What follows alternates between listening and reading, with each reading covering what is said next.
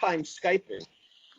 Gotcha. Yeah, I mean, one of the first before I guess since I think we're rolling, We but are. It says you're yes. Okay. recording this So call. yeah, I mean, one of the great things about technology these days is that it's sort of broken down the last of the barriers, and things had been much more regional, back in the day, but now it's become more of an international thing. So Right. I'm glad that we can do this. And for those of you, I'm with Dan from Vessel of Light, who has a new album that's out right now called Last Ride, which you should definitely pick it up. I was listening to it again this morning, and I know this is I think the fourth album that you guys Correct. have put out. Correct. And if I had to do like an elevator pitch, if somebody asked me if we both got in the elevator, what's an album? I just picked up Vessel of Light's latest album. How would you describe it? I think it had it reminded me a little bit of Alice in Chains in terms of the harmonizing vocals and some of the riffs, but more on the doomy side. So I don't know if that was an influence, but that's sort of, and that's like right in my wheelhouse. So Yeah. So, Nathan's 20 years younger than me, and he was definitely influenced by bands that, to me, they were my age, whether it was Typo Negative or Alice in Chains or Danzig. So I'm too old to be influenced by Alice in Chains. I was doing my thing, the exact same thing I'm doing musically without the, different vocalists with Vessel of Light. I was doing the same thing in 1990 with my band Nonfiction. And then in 2007, I did a record with Bobby Blitz from Overkill called The Cursed Room Full of Sinners. So I grew up on Kiss, Aerosmith, AC/DC, and I know my music doesn't sound anything like that, but I really wasn't Mr. Black Sabbath. I'm still not, because I'm totally straight. I have a very short attention span. So to me, Vessel of Light, at least musically on my end, it's somehow, even though, like I said, I'm not Mr. Sabbath, it's definitely, I got to tip my hat to Black Sabbath. The only thing is I have a very short attention span, so my songs are a lot shorter than Black Sabbath songs. right. Well, it's always interesting, you know, influences. We don't necessarily sound like our influences. Right. Or like when I write stuff, I'm influenced by people who I could never try to mirror, but they have a very profound impact on me. Understood. So just listening. What was great is that it was sort of right in the wheelhouse. I picked up on what you were saying with keeping the songs a little bit shorter, but it was a great, it's a great sound.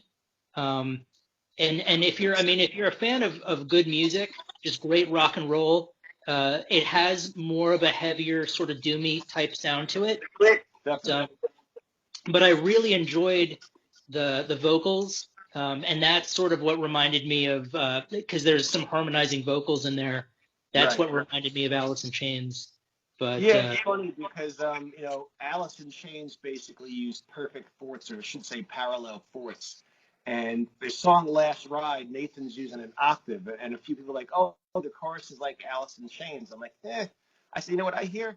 Me and my guitar tech, we hear Cheap Trick, and Cheap Trick was influenced by the Beatles. right, So Nathan, I'm sure, had never heard any Cheap Trick songs, but people hear harmonies and they think Alice in Chains as if they're the only band that did harmonies, and it's really, Alice in Chains had a very unique harmonial structure, which was, like I said, parallel fourths, or yeah, parallel fourths. And Nathan does do something like that in the song "There's No Escape," but the other songs he doesn't. But yeah, so people hear a heavy guitar and a harmony, and maybe that's the most popular thing. They're not thinking, oh, that's Black Sabbath and the Beatles. They're thinking, oh, that's Alice in Chains. right. Well, I mean, I was sort of, late '80s, early '90s.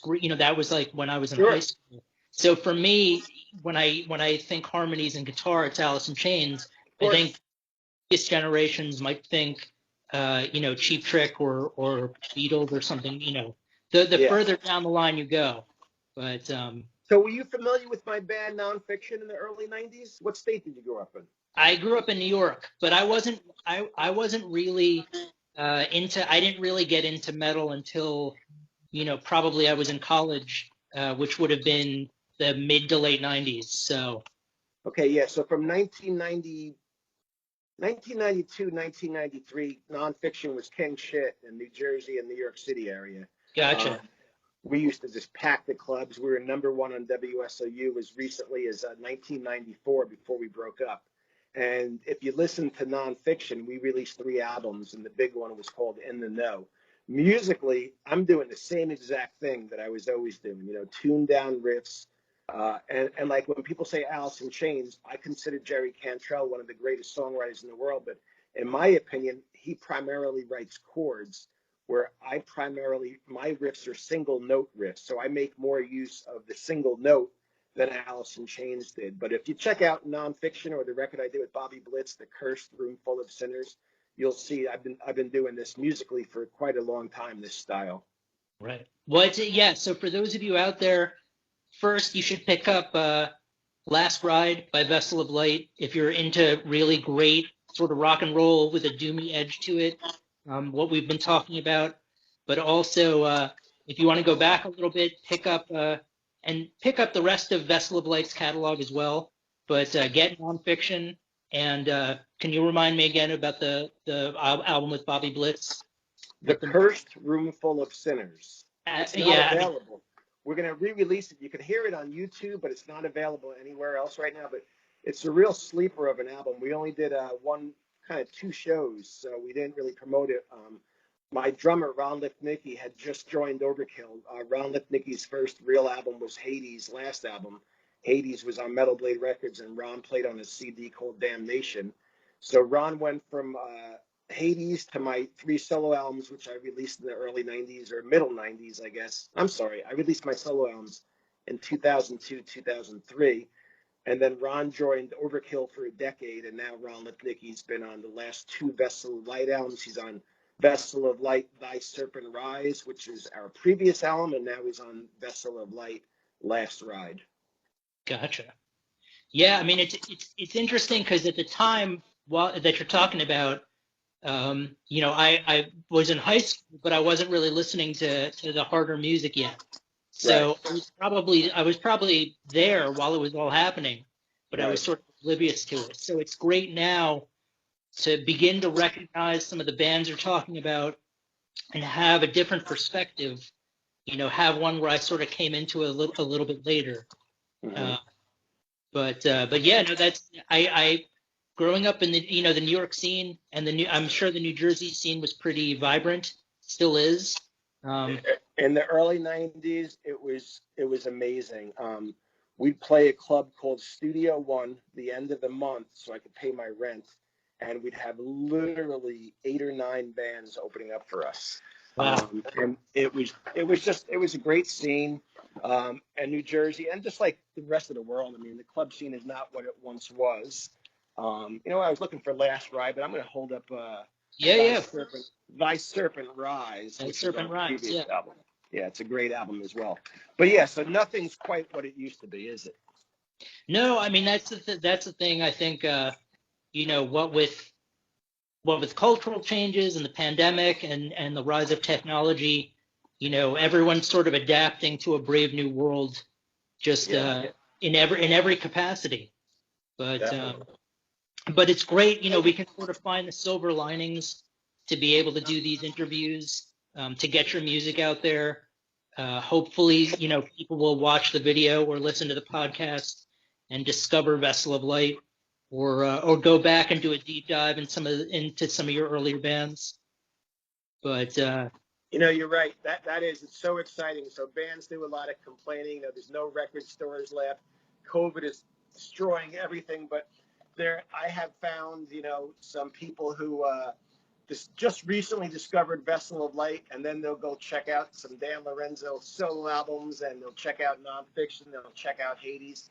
So, the fact that Last Ride is basically my 19th full-length album, and there's people, maybe an old Hades fan who just finds out today I have a new band called Vessel of Light, thanks to people like you. And so it goes both ways. There's some positives going on with the way things are sure, now as well. there's always lamenting the fact that bookstores are starting to fade out and record stores. And there was a whole sort of process of going, to buy an album or buy a book and sort of look at the covers. And Yeah. all of a sudden your eye catches like an Iron Maiden cover and you discover, something like that. Sure. But this is also, I feel like one of my goals with this podcast is kind of picking up the torch and leading the way by giving a platform to people, all over the world to discover new music that they may not have known. As you were saying, somebody finds out, oh, Dan Lorenzo has a new band, Vessel of Light. Let me check them out. I didn't realize he had been so prolific with his output. But I think you can take the time to kind of complain about how it's not like it used to be, or you can pick, move forward and try to make the best of it. Yes, I do a little bit of both. To be totally honest, I complain a little bit, but I'm a very happy guy. I have a job working for a company called Painful Pleasures that I love, and I have a great wife. We've been happily married 23 years. My life is phenomenal, but for some reason, I write angry, heavy, sad music. Right. Well, I think that's, I think everyone has the right to sort of, complain or lament about things being different or not being, the expectations being different from what you had hoped. But at the end of the day, I think we all appreciate the fact that we're all, doing well in a lot of areas.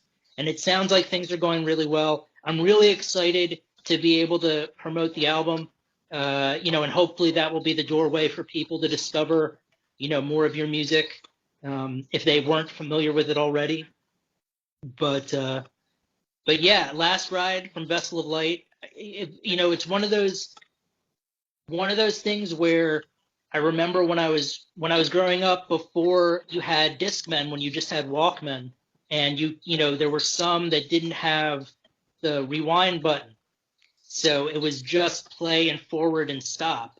And I remember thinking, okay, I really just want to buy a record I can listen to the whole way through, because it's too much of a pain. If I miss something, then I can't go back. Right. And listening to Last Ride, I kept thinking to myself, okay, I could forward this song if I want to get to the next one, but I don't want to.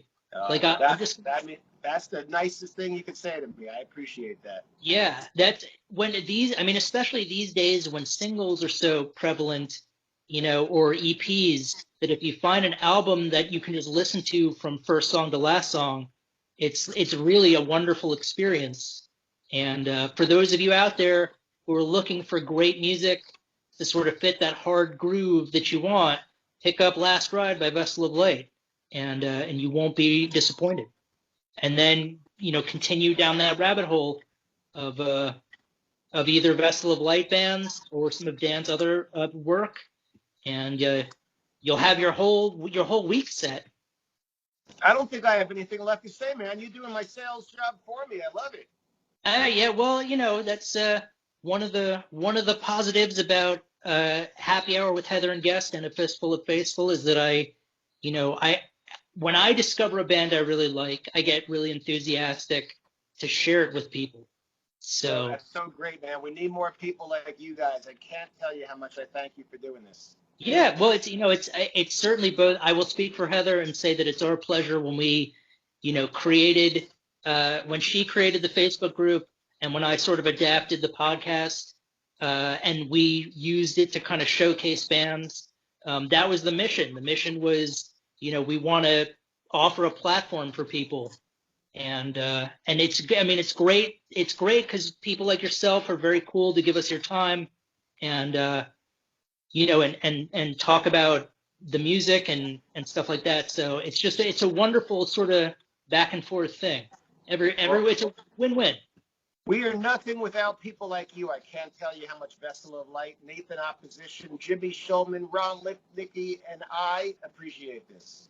It's my pleasure, really. It's great music. It's a great album. I'm excited now that I know sort of other bands that you've been in that I can go back and listen to. So like I said, it's a win-win. And right, well, definitely stay in touch, and thank you again. Yeah, of course. You have a good rest of the day, and well. Thanks again for doing this. I greatly appreciate it. All right, take care. Bye-bye.